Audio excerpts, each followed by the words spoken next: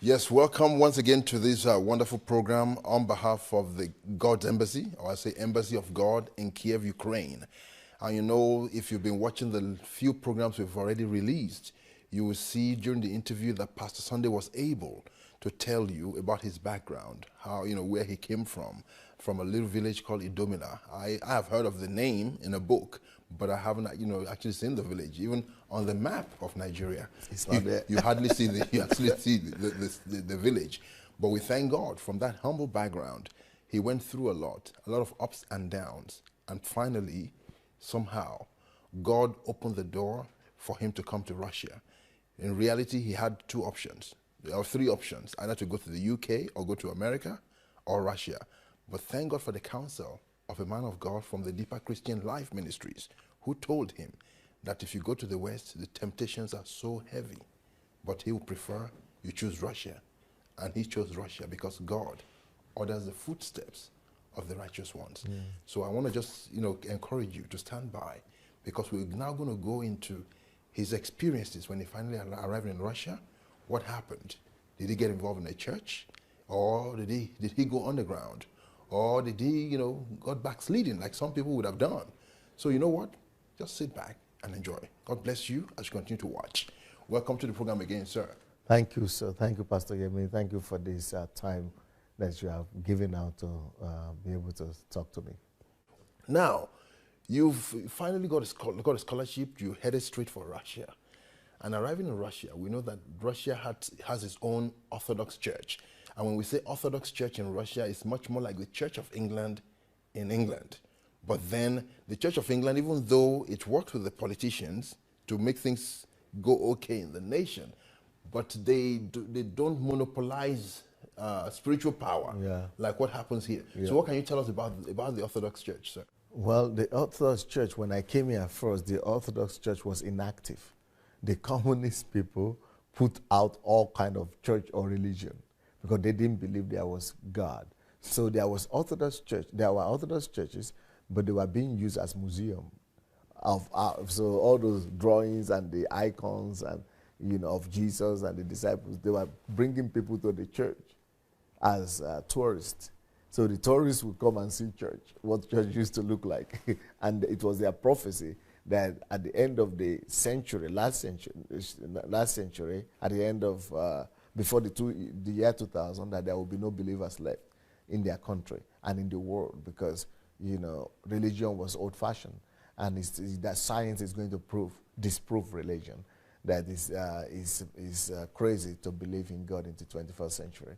So they would take people to churches as tourists, but in the evenings, the old people who are dying, the old people who are still believers from before the communists came, they will come to church and pray. But while they are praying, tourists, can you imagine, will be taking photographs and going up and down? They say, oh, we allow old people to believe like that because they will soon die, and they are afraid that maybe there is something there.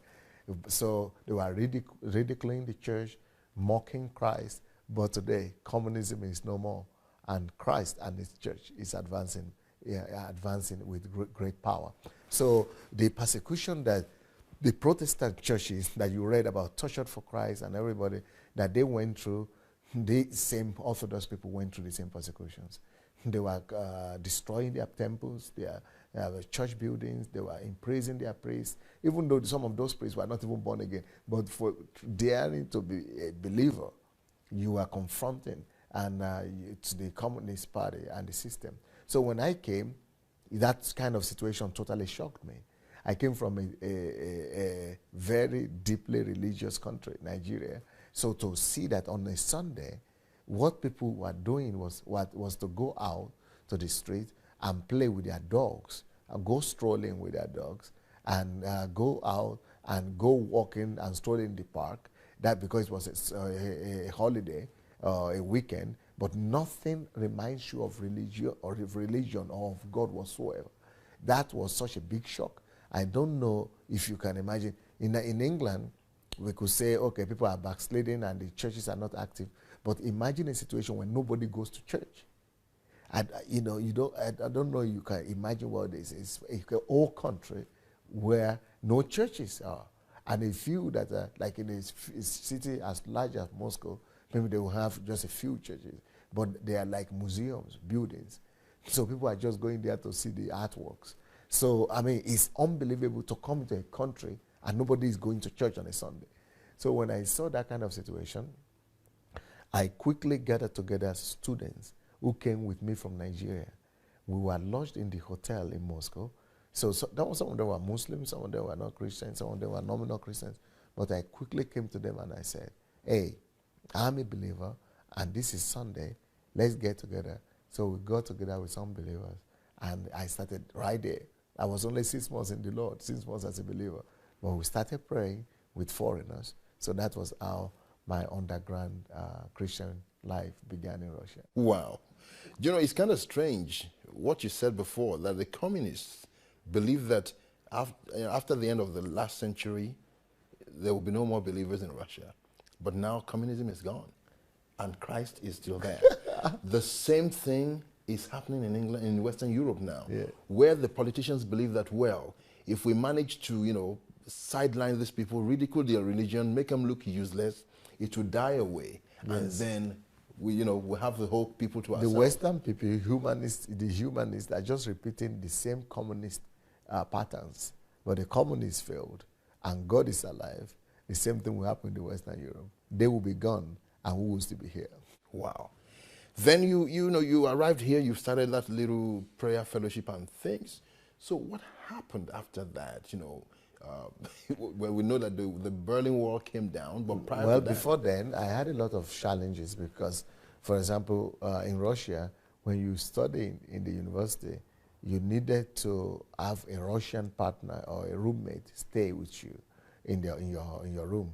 So we have 3 or 4 people in the room, and one has to be a Russian.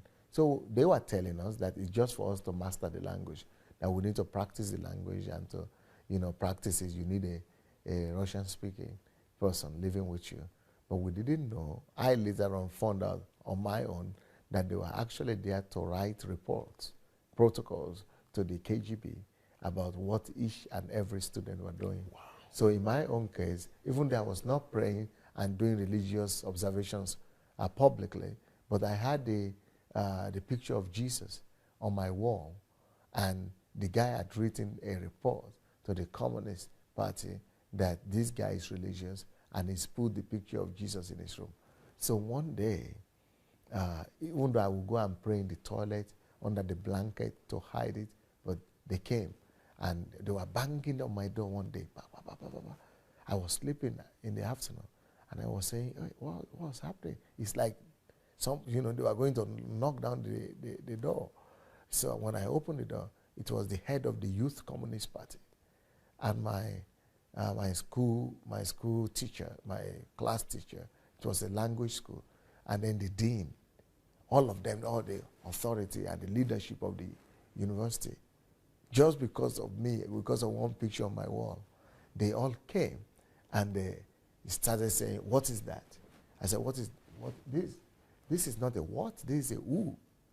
This is Jesus. Everybody knows him all over the world. You don't know who this is? This is Jesus, the Son of God. This is Christian God."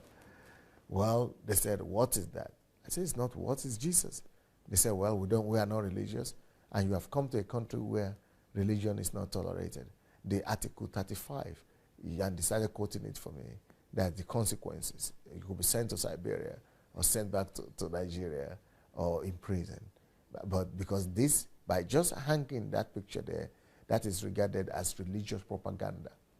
And that even though, I was not talking about religion, but just by it hanging there, that people who are their citizens, who come to the room, they see it. And it means I'm attempting to convert them, so I could be liable to lawsuit. So as they were telling me all that, I felt so much pain for my Lord.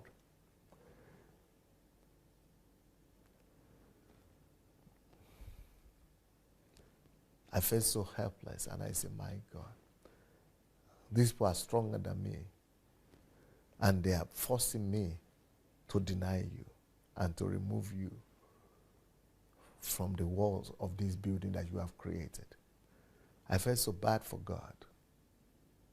And I say, how I wish God should just do a miracle or just intervene and just defend himself. Then as I was thinking like that, I heard a voice in my heart that, hey, don't worry. Don't defend me. Don't defend me. Do what they tell you to do. But don't allow them to remove you from my heart. I mean, to remove me from your heart. Let them remove the picture from the walls. But don't allow them with their indoctrination to remove me, Christ, from your heart. So I obliged and I removed the picture. Then later on as they went, I began to pray and cry out to God that I will never allow them to remove you from my heart. Then God began to speak to me. The reason I needed to permit this to happen is because if you insist, the consequence will not be good for you.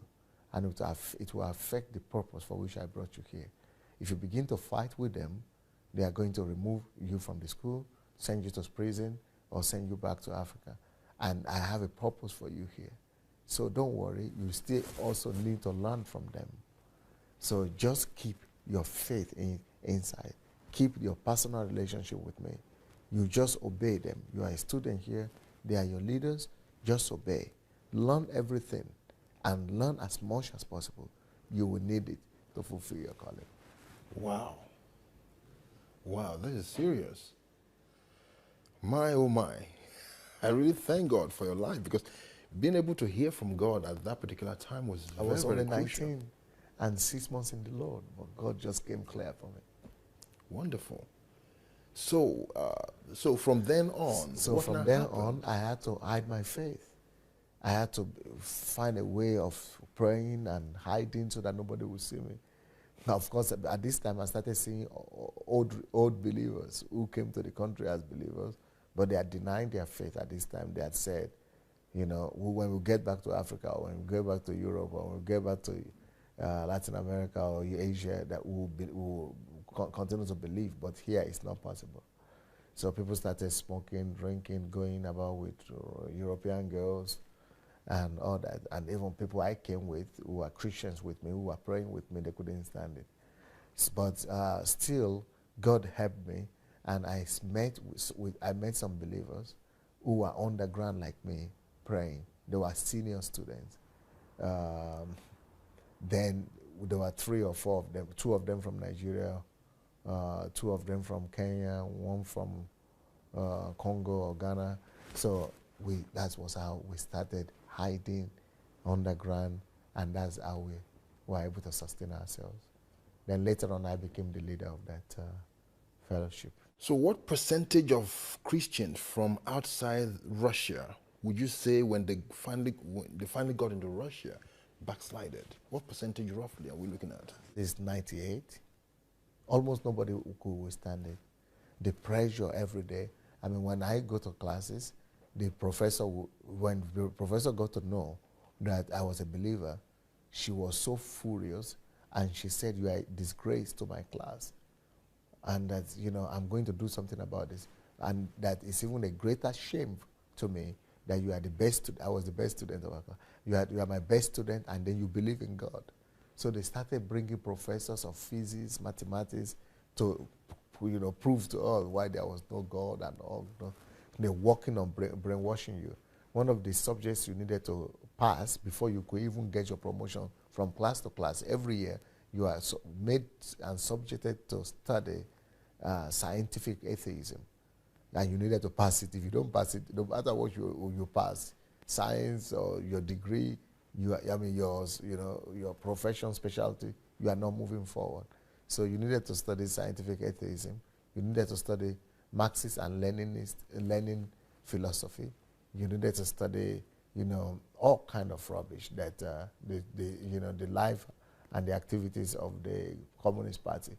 So all these were compulsory subjects that were aimed at brainwashing you. So many people couldn't withstand it. Do you know the same thing is happening in Western Europe now, Wow. where you have professors in universities condemning Christians for believing God. They say it openly. They say, you don't tell me you're so foolish to believe in those things. They say it's from the Stone Age. Yeah. And the pressure is mounting on our people, on our children in the schools.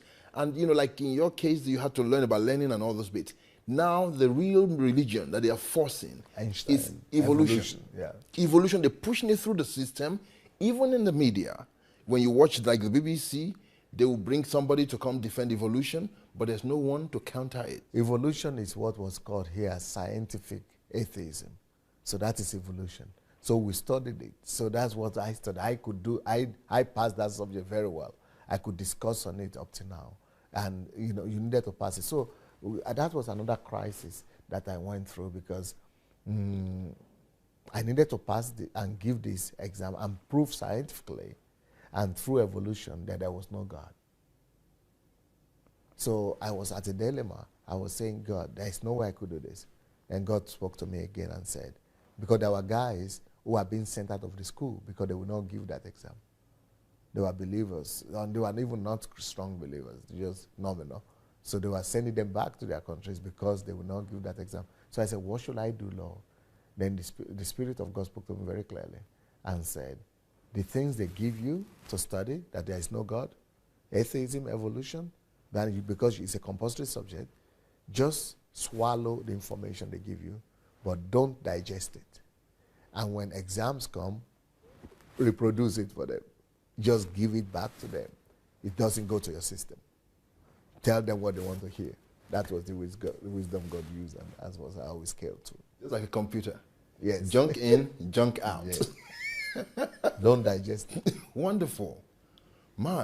So this little group you had, what now happened after that? Did you carry on for so many years? Where was the turning point where the door started opening for your ministry to start? While we were in that group of fellowship of a few, sometimes four, sometimes six believers underground, God was always speaking to us in the underground church that God will open the door for evangelism in Russia, and that God is going to bring down the iron curtain, and that we should be faithful, just hold on to Him, and that some of us are going to be used in this country to stay back and to do His work and to proclaim, not just to witness the fall, but to see the glory of God in this land. So, but at this time, we were not given we didn't have an opportunity to meet with the Russian underground church. There were also Russians in the underground church, but we couldn't meet them. Can you imagine? I lived in this country for 4 years, and I didn't see any believer, white Russian believer, because they hid them from the society, from the mainstream. They said they were primitive people, so they would not allow them to mix up with civilized people. So they don't allow them to gain admission after high school. High school was compulsory for everybody, but they would just send them to go and study to be cooks or carpenters or just skilled laborers, but not to go to universities or to higher institutions. So they would not even allow them to go into the cities. Mainly they are just in the villages, working the ground or in the farms. They just reduce them. If you're a believer in God, even if you are smart and brilliant and you come to the university, they remove you, and just because you have to have recommendation. They don't give you a good job. They will not allow. It's like all doors are all closed at you just because you believe. So we couldn't meet them anywhere. So one day, one of our brothers just incidentally stopped a car. We were looking for a taxi, but this man stopped because he was a believer, because he loved the Christians. He loved the blacks because he had seen the crusade of Bunkie, that there are a lot of blacks coming to the Lord. So he wanted to try. This is another black. Maybe he could be a believer. So he was always picking up foreigners like that to try to see maybe he could fall into a believer. So this day, he happened to pick up one of our guys. And that was how they spoke. And that was, yeah, I'm a believer. And they spoke, do you speak in tongues? That was the question that connected that. Yeah! We couldn't believe it. It was like we were seeing angels. To see Christians, Russian believers. So they would come to the dormitories and the hostels and, whisk us out in the night, or, we'll go secretly to some corners of the city, to where we hide together, pray, and our life took a new dimension when we began to meet with the Russians, because we didn't have access to Russian Bibles. We couldn't preach in their language. We were only studying. We didn't know religious wars. So now that we began to meet with the Russians, we started speaking their language, preaching their language, reading Russian Bibles, and things just took a new dimension. Well, that was Pastor Sunday Adelaja, the senior pastor of the Embassy of God in Kiev in Ukraine, talking about his life, talking about the encounters he had with God and how he established a relationship with God, a relationship that you and I really want to establish as well, so that God can use us in our generation to affect lives. So you can actually order these materials from the website of the Embassy of God, so you can go through them and use them to prepare yourself for your own encounter. God bless you as you continue to love God.